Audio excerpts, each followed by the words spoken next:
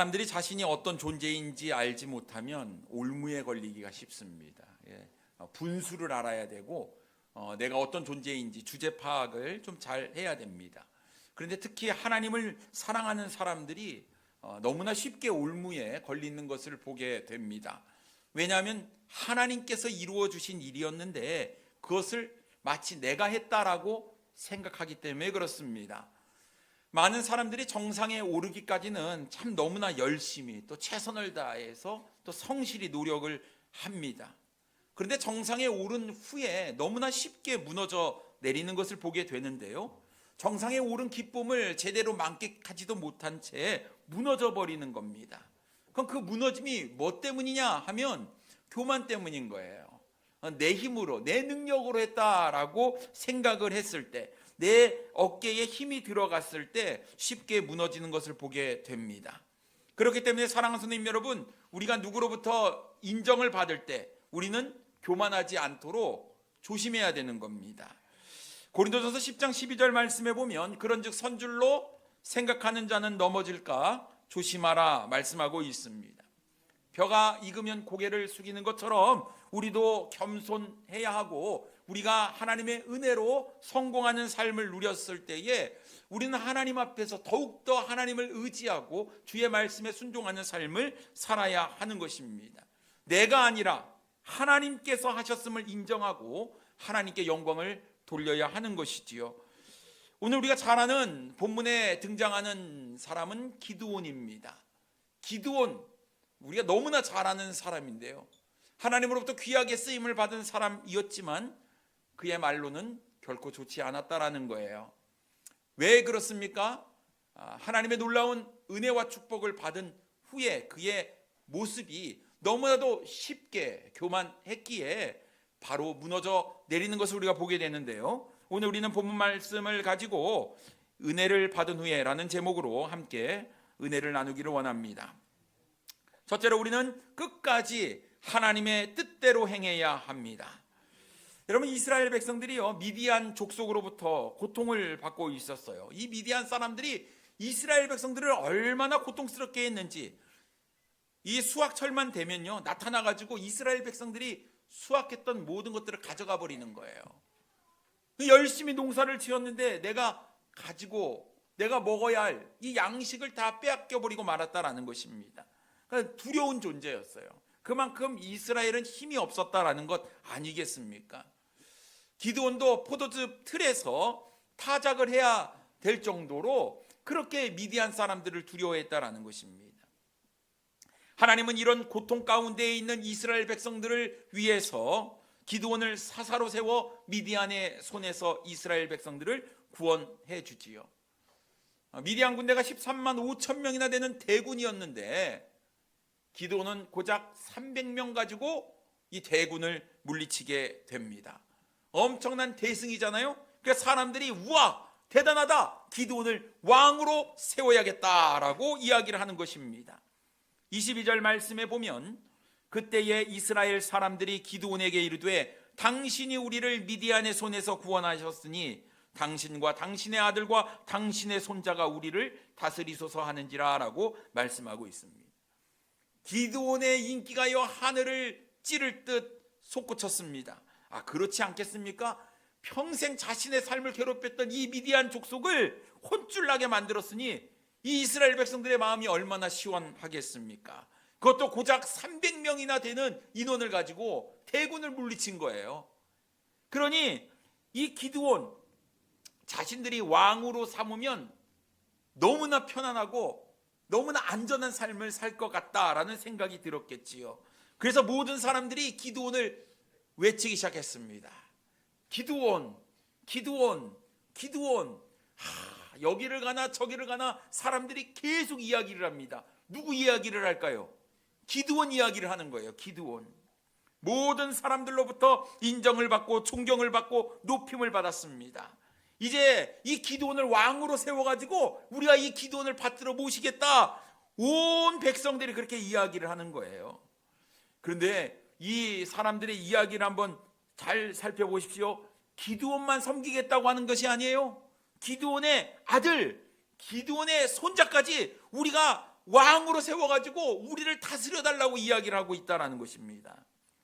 여러분, 이것이 얼마나 놀라운 일입니까? 탄탄대로예요. 내 인생만 잘 되는 게 아니라 내 다음 세대, 내 자식 세대, 그 내 손자 세대까지 왕으로 삼아주겠다라는 거예요.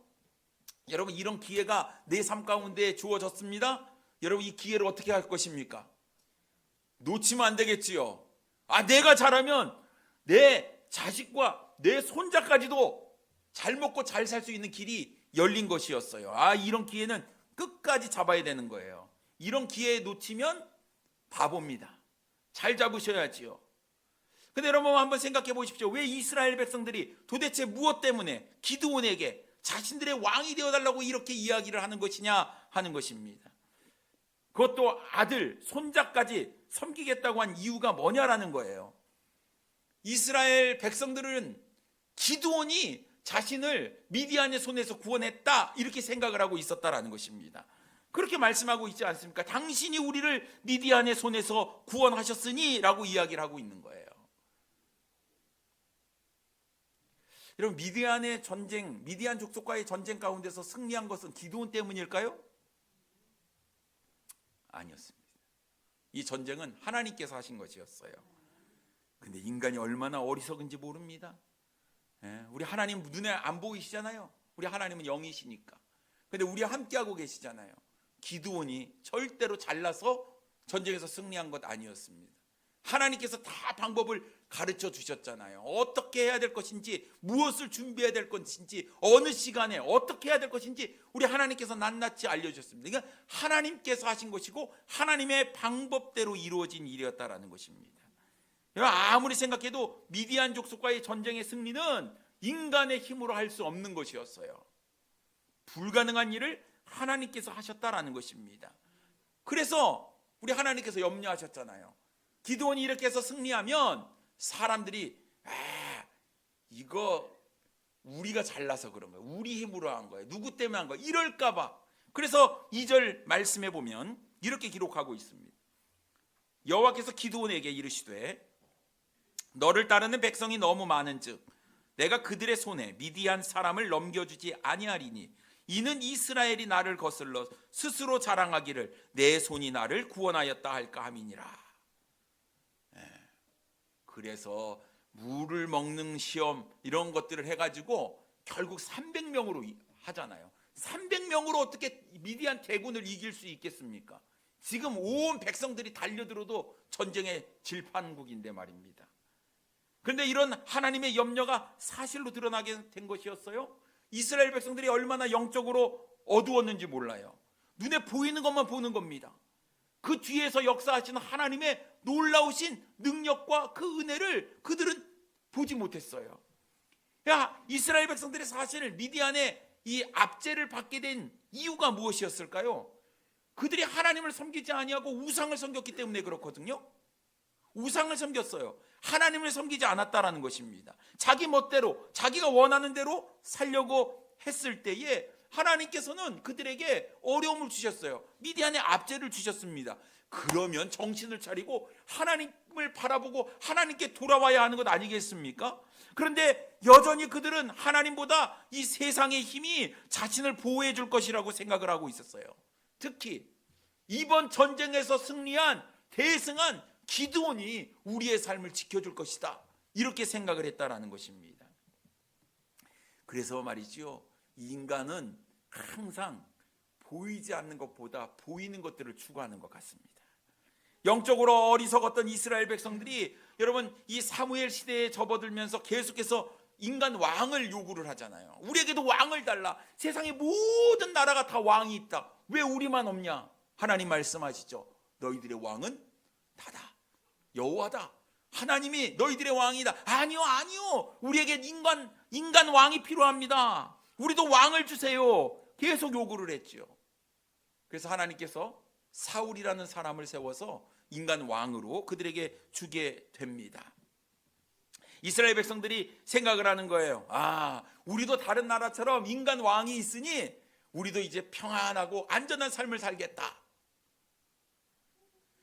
그런데요, 아무리 뛰어난 인간도 하나님처럼 완벽하지 않은 겁니다. 결국은 이 인간 왕이요, 사리사욕, 자신의 생각, 자신의 방법대로 결국 그래서 사울왕은 무너지게 되는 것을 우리가 보게 됩니다. 이런 이스라엘 백성들의 생각은 부질없는 것이었어요.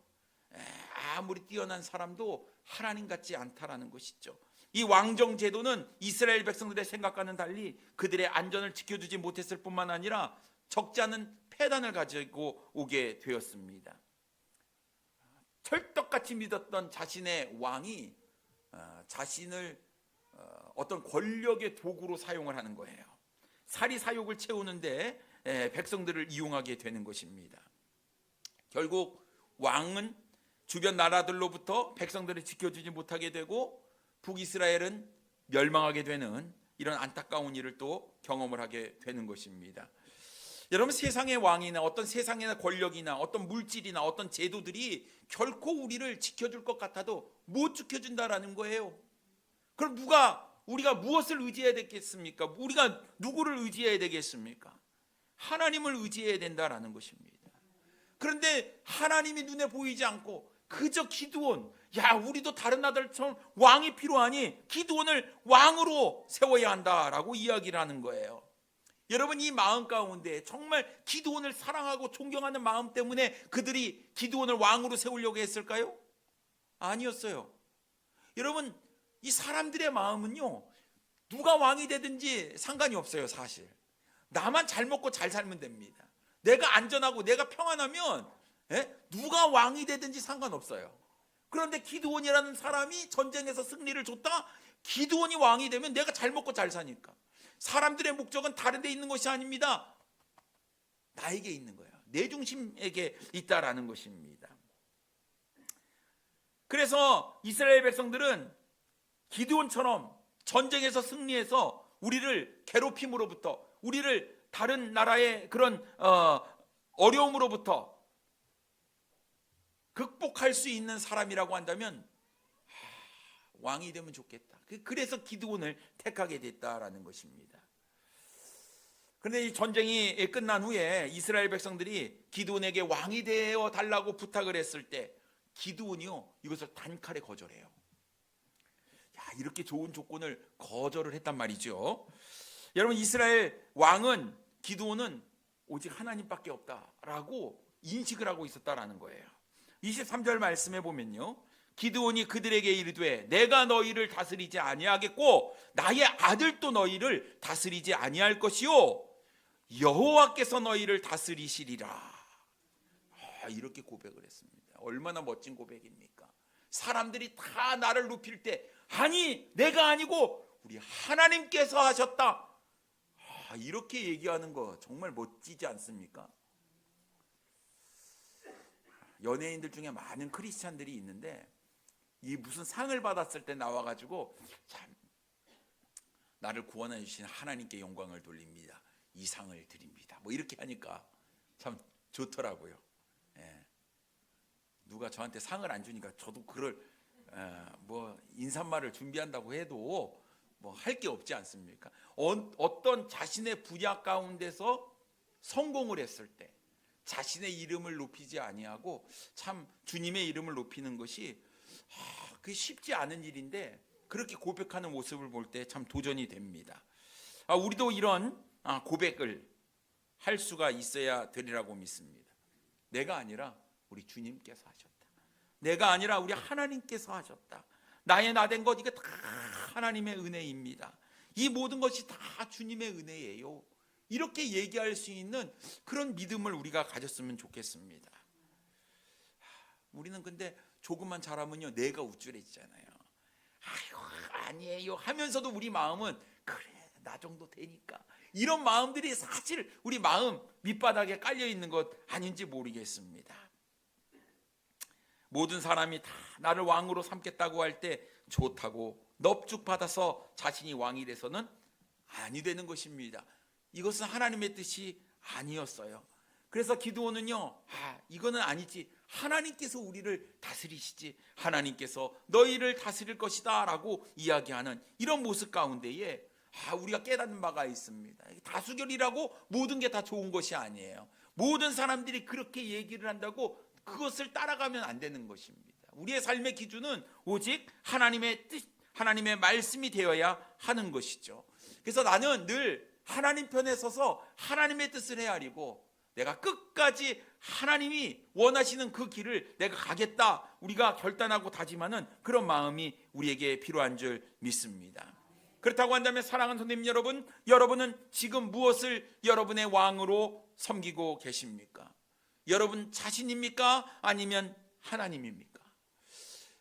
우리는 입술로는 하나님을 사랑하고 내가 하나님의 말씀에 순종한다라고 이야기하지만 결정적인 순간에 도착하게 되면 우리는 너무나 쉽게 하나님이 아니라 내가 좋은 대로 우리가 선택을 하는 경우가 있음을 보게 됩니다. 과연 그것이 하나님께 기쁨이 될까요? 그것이 과연 하나님께 영광이 될까요? 하나님의 기쁨이 나의 기쁨이 되어야 한다고 한다면 여러분, 우리는 하나님의 말씀에 순종하는 것이 필요합니다. 어떤 일이든지 우리는 늘 하나님의 편을 선택하시고 하나님의 뜻을 선택하시는, 끝까지 선택하시는 우리 사랑하는 성도님들 되기를 원합니다. 두 번째로, 은혜를 받은 후에 하나님의 영광을 가로채서는 안 된다라는 것이에요. 하나님의 영광을 가로채서는 안 됩니다. 잘못 나왔습니다. 하나님의 영광을 가로채서는 안 됩니다. 하나님이 왕이시라며 자신이 왕이 되겠다 생각을 버렸던 기드온이요, 갑자기 행동에 다른 모습이 등장을 해요. 24절 보겠습니다. 기드온이 또 그들에게 이르되 내가 너희에게 요청할 일이 있으니 너희는 각기 탈취한 귀고리를 내게 줄지니라 하였으니 이는 그들이 이스마엘 사람들이므로 금 귀고리가 있었음이라 라고 말씀하고 있습니다. 갑자기 뭐를 달라고 합니까? 금 귀고리를 달라는 거예요. 금 귀고리. 내가 이스라엘에게 구원을 베풀었으니 나의 행동에 대한 금전적 보상을 요구한 것입니다. 자신이 왕이 되기를 거절을 했지만 왕이 받아야 될 영예를 이 기드온이 요구를 하고 있는 거예요.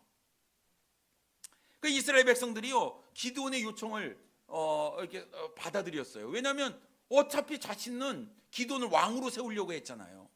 근데 왕이 안 되겠다고 하는데, 너희들이 그 빼앗은 금 귀고리를 나에게 달라고 그러는 거예요. 금 귀고리를.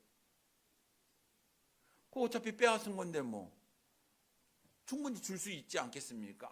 미디안 족속에게 당한 괴로움을 생각하면요, 김이 아니고 금 귀고리뿐만 아니라 금 팔찌도 줄 수 있겠다. 금 목걸이도 줄 수 있겠다. 뭐 그런 마음 아니겠습니까? 그런데 이 사람들이 기드온에게 가지고 왔던 이 양이요, 엄청나게 많았다는 거예요. 26절 말씀해 보면요, 기드온이 요청한 금 귀고리의 무게가 금 1700세겔이요 그 외에 또 초승달 장식들과 폐물과 미디안 왕들이 입었던 자색 의복과 또 그 외에 그들의 낙타목에 둘렀던 사슬이 있었더라라고 말씀하고 있습니다. 이 금 귀고리의 무게만 1700세겔이었어요. 그것을 킬로그램으로 환산을 하면 23kg 정도 된다고 합니다. 엄청난 양의 금이었지요. 그 외에 여러 가지 폐물들도 가지고 나왔어요. 누구를 위해서요? 기드온을 위해서요. 기드온은요, 백성들에게 받은 이 금 귀고리를 가지고 에봇을 만들었습니다. 그래서 그것을 자기 성읍에 두었어요. 여러분, 에봇이 무엇입니까? 에봇. 이게 성막에서 이 대제사장이 하나님의 뜻을 알 때 입었던 조끼 같은 옷이었어요. 조끼 같은 옷. 이거는 금색과 청색과 자색과 홍색과 흰색 5가지 색상의 실을 통해서 만들어진 옷이었습니다. 그러니까 제사장이 이 에봇을 입고 운민과 두림을 가지고 그걸로 하나님의 뜻을 알았다라는 것이죠.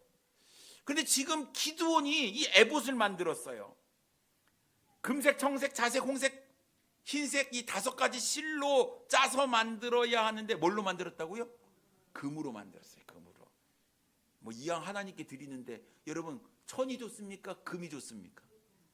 금이 좋죠. 그래 뭐 우리 금 차고 있는 거 아니에요. 왜? 좋으니까. 예. 좋으니까 금이 좋으니까. 에봇도 어떻게 해요? 이왕이면 반짝반짝 금으로 만들면 얼마나 좋겠습니까? 딱 만들었어요. 그런데 이 에봇이 어디 있어야 되냐면 하나님의 성막에 있어야 되잖아요. 이 당시 성막이 어디 있었냐? 남쪽에 있는 실로라는 곳에 하나님의 성막이 있었거든요. 근데 지금 이 금 에봇을 만들어 가지고 어디다 뒀습니까? 자기 성읍 오브라에 뒀어요. 오브라는요 북쪽에 있는 도시였어요. 그러니까 정반대에 있는 곳에 금으로 에봇을 만들어 놨다라는 것입니다. 왜요? 성막은 하나님의 임재를 상징하는 것이었습니다.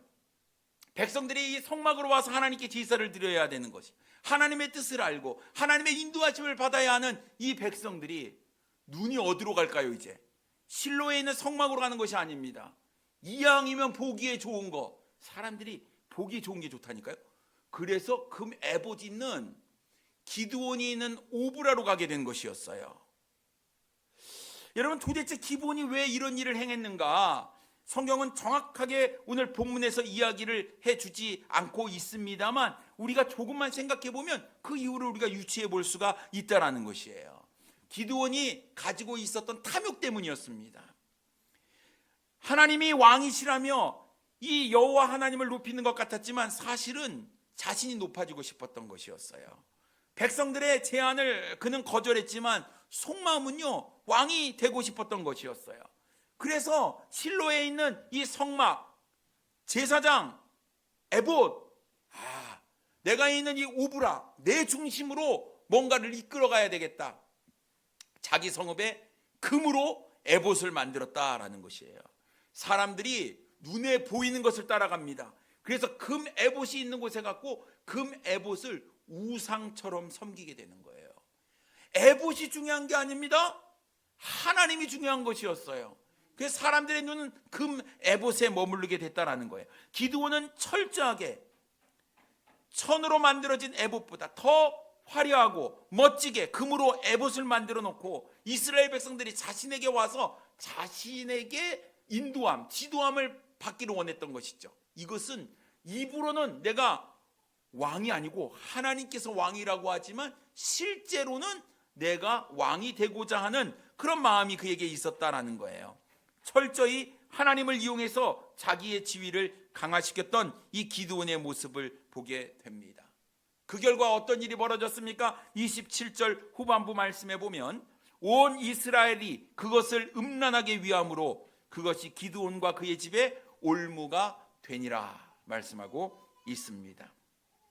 백성들이요 에봇을 통해서 하나님의 뜻을 구하는 것이 아니라 기드온의 뜻을 구하게 되었어요.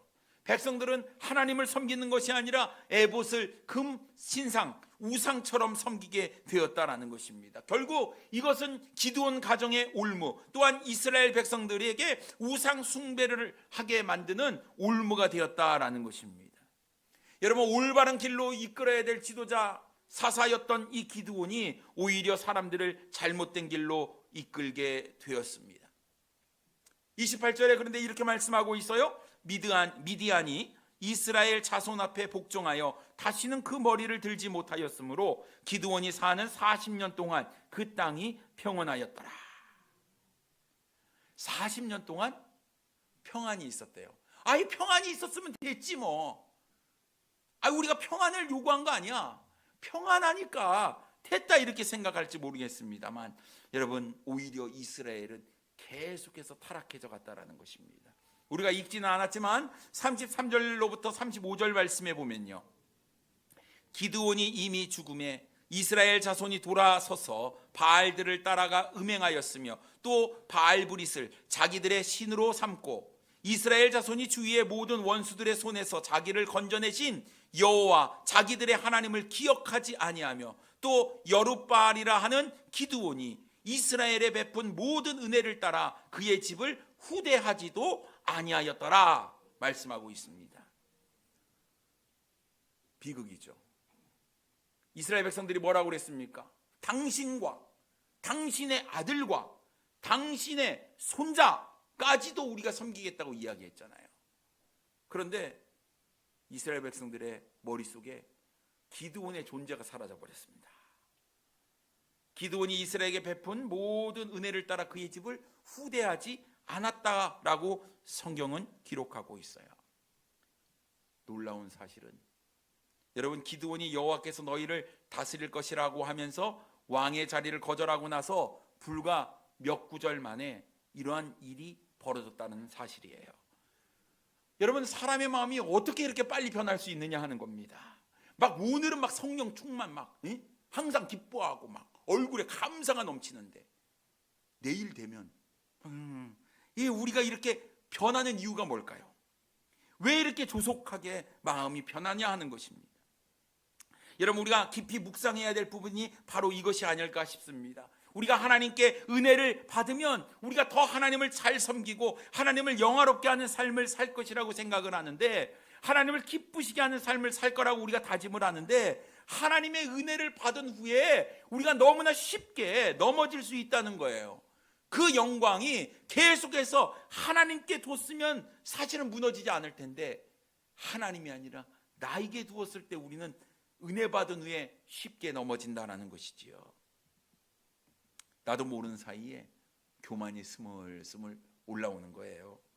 처음에는 하나님께 영광을 돌리다가 시간이 지나면서 하나님의 은혜는 사라지고, 그래도 내가 이 정도 내가 되니까 하면서 말이죠, 내가 잘나서, 내가 똑똑해서, 내 능력으로 이렇게 되었다고 생각을 합니다. 그래서 하나님의 은혜에 대한 감사가 사라지면서 내 자신을 자꾸 내세우게 될 때 결국은 우리가 넘어지고 무너지고 만다라는 것입니다. 여러분, 오늘 이 하나님의 말씀이 기록된 목적은 바로 이것을 우리에게 경고하기 위함이 아닐까요? 믿음의 사람이었고 놀라운 하나님의 승리를 체험했던 기드온이 사탄의 유혹 가운데 넘어져서 이렇게 한순간에 무너졌다고 한다면, 여러분, 우리도 쉽게 넘어질 수 있다는 사실이죠. 그러니 여러분, 너무나 자만해서는 안 됩니다. 우리가 하나님의 은혜를 정말 감사히 여길 때, 오히려 우리가 더 하나님의 은혜를 추구하게 될 때 우리의 삶은, 우리는 성공적인 삶을 살 수가 있을 거예요.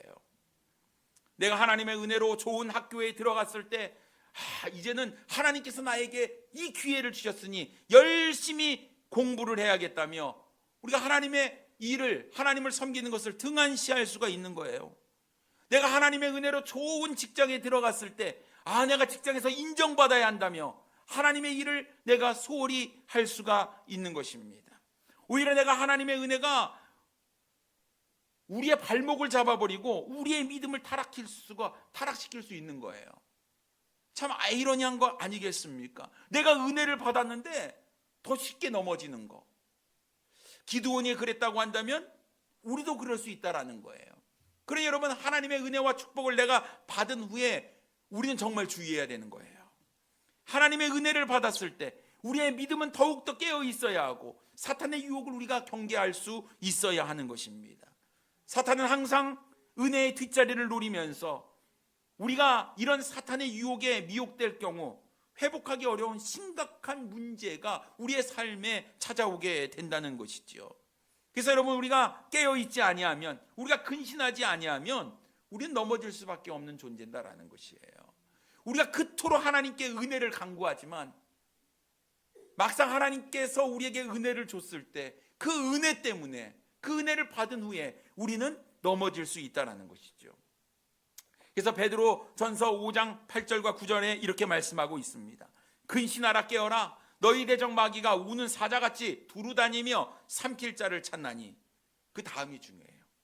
너희는 믿음을 굳건하게 하여 그를 대적하라 라고 말씀하고 있습니다.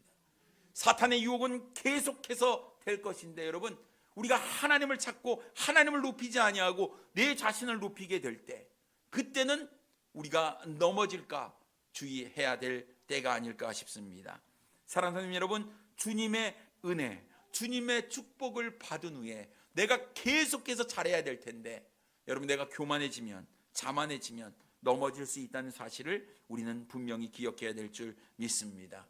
사랑하는 성도 여러분, 누구 얘기가 아니라 이 기드온의 얘기가 내 얘기가 될 수가 있습니다. 여러분, 주님의 은혜 가운데 사십니까? 은혜를 간구하십니까? 하나님 나에게 이런 은혜를 주십시오. 근데 막상 그 은혜가 나에게 주어졌을 때도 여전히 내 믿음은 주님을 바라보고 있느냐? 정말 중요한 거예요. 혹시나 여러분 주님의 은혜 받은 후에 주님께 영광을 돌리지 아니하고 그 영광을 내가 가로챘다고 한다면, 여러분 기드온의 삶에 주어진 기드온 사람들이 기드온의 집안을 기억하지도 아니하고 후대하지도 아니하고 하나님을 섬기지도 아니하고 오히려 타락해서 우상을 섬겼던 것처럼 우리의 삶이 하나님의 놀라운 은혜를 받은 후에 우리의 믿음이 타락하고 넘어져서 엉뚱한 쪽으로 갈 수 있다는 사실을 여러분 기억해야 되는 겁니다. 여러분 주님의 은혜를 받았으면 주님께 영광을 돌려야 돼요. 더 힘써야 됩니다. 우리가 간구했을 때 내가 정말 주님 사랑하고 주님 위해서 내 삶을 헌신하고 드리겠습니다. 그래서 주님께서 우리에게 은혜를 줬건만 은혜를 받은 후에 딴 생각을 했을 때 여러분 우리는 넘어질 수 있다라는 사실을 기억하고 더 주님의 은혜를 간구하며 더 주님께로 나아가시는 우리 사랑하는 성도님들이 되기를 원합니다. 은혜를 받은 후에 주님의 은혜를 받은 후에 내 삶을 잘 세워나가시는 우리 사랑하는 성도님들 되기를 원합니다. 기도하겠습니다.